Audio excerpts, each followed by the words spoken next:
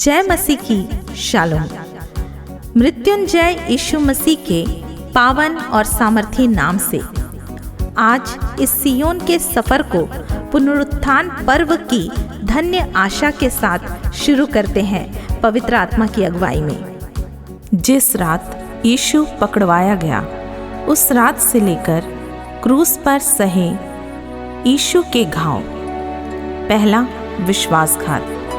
यीशु को विश्वासघात अपने ही चेले यहूदा इस्करियोती द्वारा मिला, जो यीशु के संग संग रहा, साथ साथ चला, खाया पिया और बाद में प्रधानों के पास जाकर उसे 30 चांदी के सिक्कों में बेच दिया। दूसरा घाव, दोषारोपण। वह निर्दोष होकर भी हर एक दोष जो उस पर लगाया गया उसने चुपचाप उसे सहा।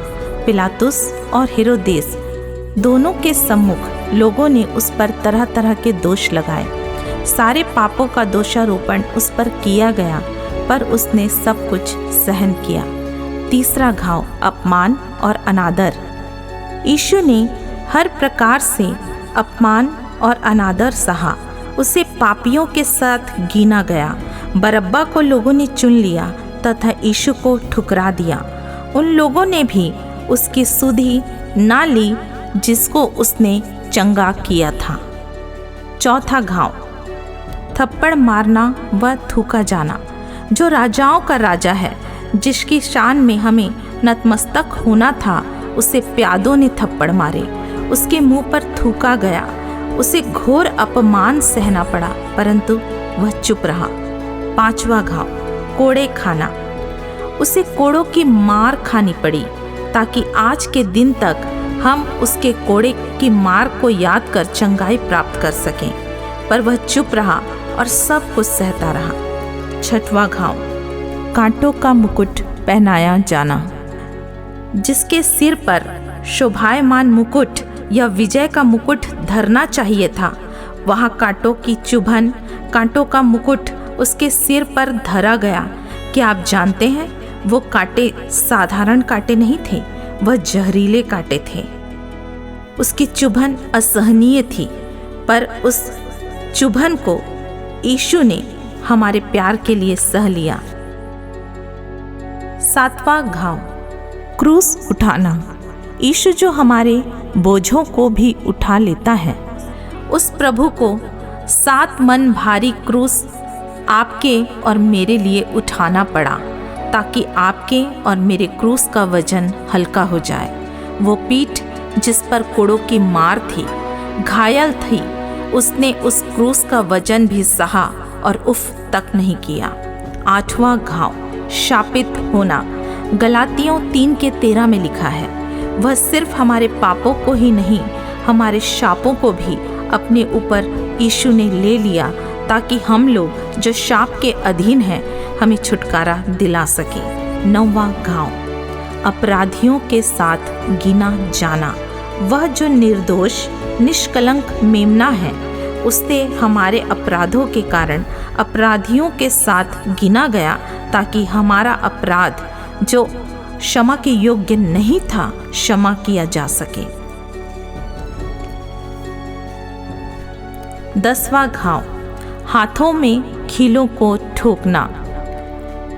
जिस हाथों ने लोगों के अधर्म को दूर किया, लोगों को चंगा किया, मुर्दों को जिलाया, उसके बदले उसमें खीलों की मार सहनी पड़ी। 11वां घाव, पैरों में खीलों को ठोकना। जो पैर लोगों के अधर्म और पापों को दूर करने के लिए वेग से दौड़ते हैं, जो पैर हमेशा हमारे साथ साथ चलते हैं, उन पैरों पर खील हमारे लिए ठोकी गई। 12वां घाव, सिरका पिलाया जाना। जिसने हमें जीवन का जल पिलाया, जब उसे प्यास लगी तब उसे सिरका पिलाया गया, कड़वा घूंट उसके लिए, ताकि हम जीवन के जल में से सेत में पी सकें। 13वां घाव, परमेश्वर ने भी उसे छोड़ दिया। सारी सृष्टि का पाप और शाप उठाकर यीशु क्रूस का दुख सहा, वहाँ पिता का साथ भी छूट गया, ताकि आप और मैं उस दुख को अनुभव भी न कर सकें। 14वां घाव, पसलियों पर भाले द्वारा भेदा जाना। उसकी पसलियों पर भाले द्वारा भेदा गया, इसलिए कि धर्मशास्त्र की बातें पूरी हो कि उसकी एक भी हड्डी ना तोड़ी जाए। और उसका लहू आज भी उसके घाव से बह रहा है, जो युगान युग तक ताजा है, जिससे हम पवित्रता, चंगाई, छुटकारे, उद्धार और अनंत जीवन प्राप्त करते हैं। 15वां घाव, दूसरे की कब्र में गाड़ा जाना।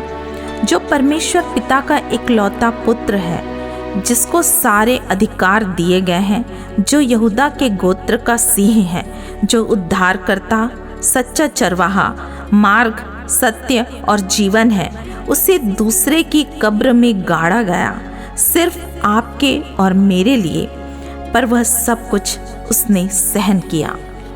कितना अनोखा प्यार है यीशु का, जो वह आपको और मुझे प्यार करता है कि इतने घाव के लगने और सहन करने के दौरान यीशु चुप रहा, क्योंकि वो आपसे और मुझसे अगापे प्रेम करता है। यीशु जो बेकसूर और धर्मी है, परम प्रधान परमेश्वर का इकलौता पुत्र है, उसने सब कुछ आपके और मेरे जैसे पापियों के लिए सहा। जैसे भेड़ ऊन कतरने के समय चुपचाप रहती है, वैसे ही वह भी चुप रहा। उसके उस प्यार को महसूस कीजिए कि उसने आपसे और मुझसे कितना सच्चा, पवित्र और बिना शर्त का प्रेम किया है।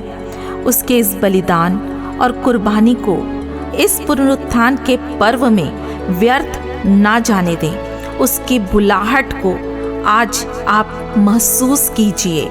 हम उस निर्दोष मेमने को, जो सारे जगत का पाप उठा ले जाता है, उससे प्यार करें। अपने आप को आज ही उसके चरणों में समर्पित करें। अपने आप को जांचें, परखें और अपने हर एक पापों को मानकर प्रभु यीशु मसीह को अपने उद्धारकर्ता के रूप में स्वीकार करें। रक्त की जय, यीशु की विजय। हम पापियों को बचाने के लिए, शैतान को हराने के लिए हुआ कुर्बान, ताकि हम बचाए जाएं। इसी में है परमेश्वर पिता की शान। जय मसीह की।